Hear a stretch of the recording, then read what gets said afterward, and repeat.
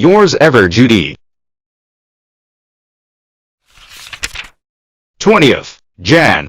Dear Daddy Longlegs.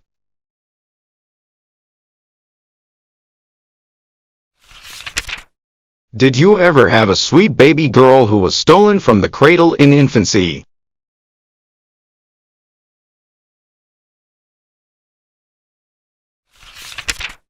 Maybe I am she.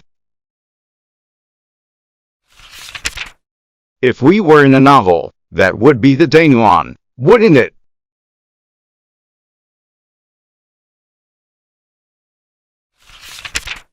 It's really awfully queer not to know what one is. Sort of exciting and romantic.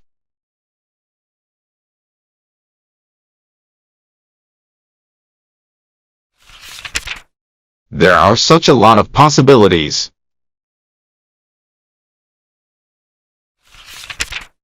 Maybe I'm not American. Lots of people aren't.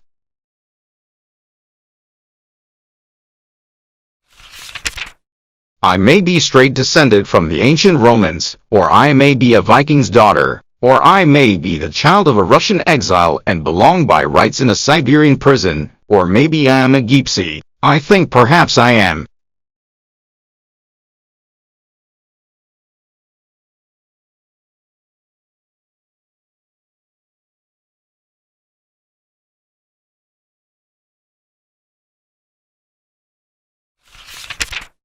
I have a very wandering spirit, though I haven't as yet had much chance to develop it.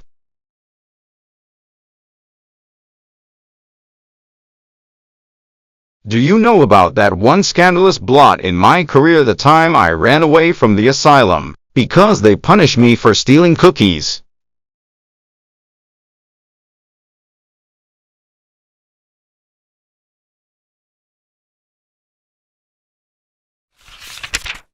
It's down in the books, free for any trustee to read.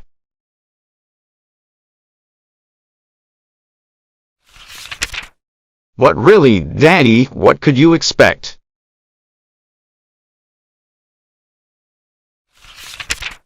When you put a hungry little 9-year girl in the pantry scouring knives, with the cookie jar at her elbow, and go off and leave her alone, and then suddenly pop in again, wouldn't you expect to find her a bit crumby?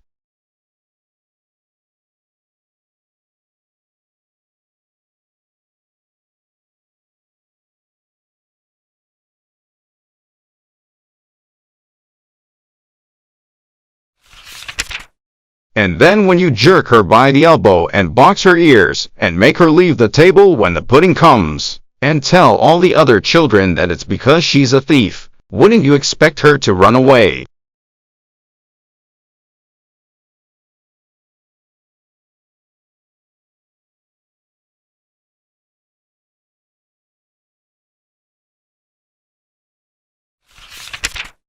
I only ran 4 miles.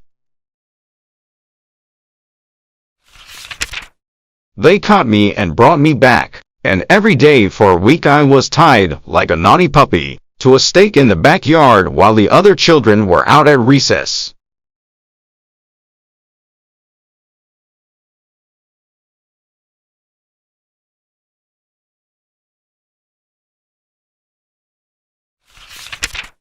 Oh dear! There's the chapel bell, and after chapel I have a committee meeting.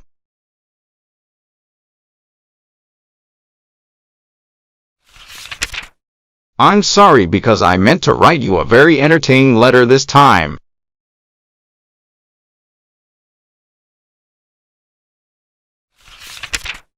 Auf Wiedersehen, cher Daddy, Pax Tibi.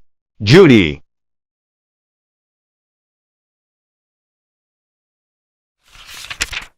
P.S. There's one thing I'm perfectly sure of, I'm not a Chinaman.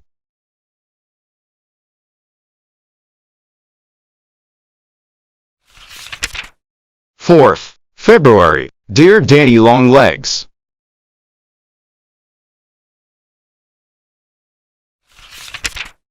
Jimmy McBride has sent me a Princeton banner as big as one end of the room. I am very grateful to him for remembering me, but I don't know what on earth to do with it.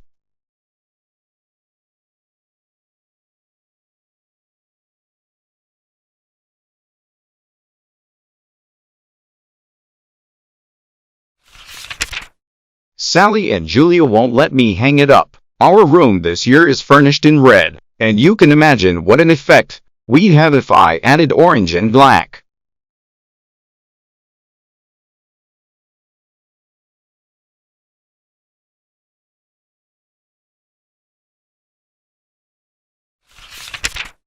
But it's such nice, warm, thick felt, I hate to waste it.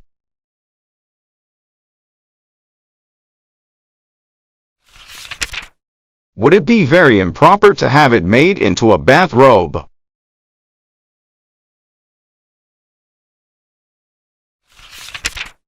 My old one shrank when it was washed. I've entirely omitted of late telling you what I am learning, but though you might not imagine it from my letters, my time is exclusively occupied with study.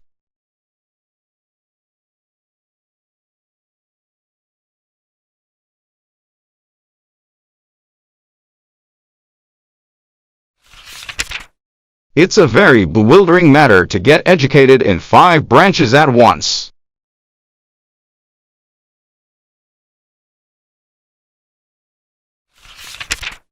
The test of true scholarship, says chemistry professor, is a painstaking passion for detail.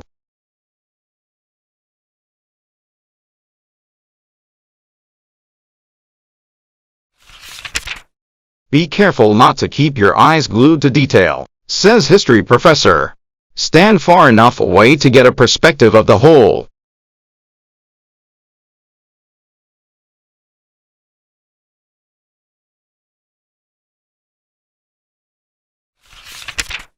You can see with what nicety we have to trim our sails between chemistry and history.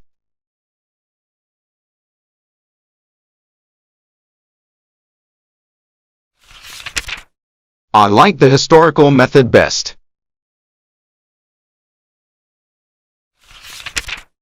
If I say that William the Conqueror came over in 1492 and Columbus discovered America in 1100 or 1066 or whenever it was, that's a mere detail that the professor overlooks.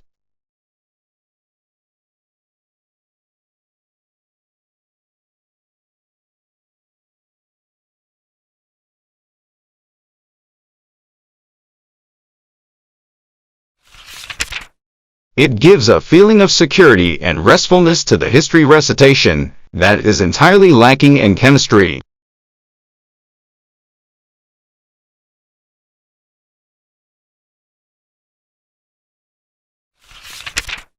Sixth-hour bell. I must go to the laboratory and look into a little matter of acids and salts and alkalis.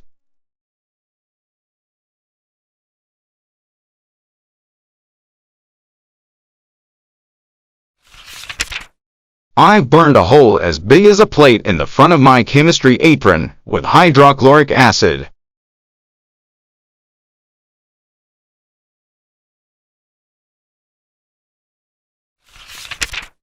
If the theory worked, I ought to be able to neutralize that hole with good strong ammonia, oughtn't I?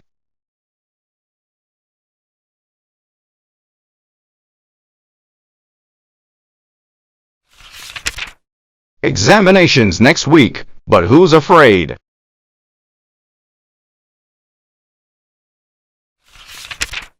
Yours ever, Judy.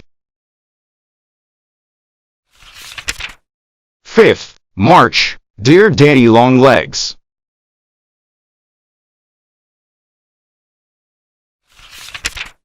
There's a March wind blowing, and the sky is filled with heavy, black moving clouds.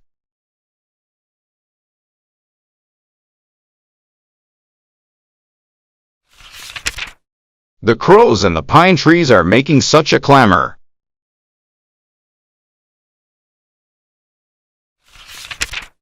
It's an intoxicating, exhilarating calling noise.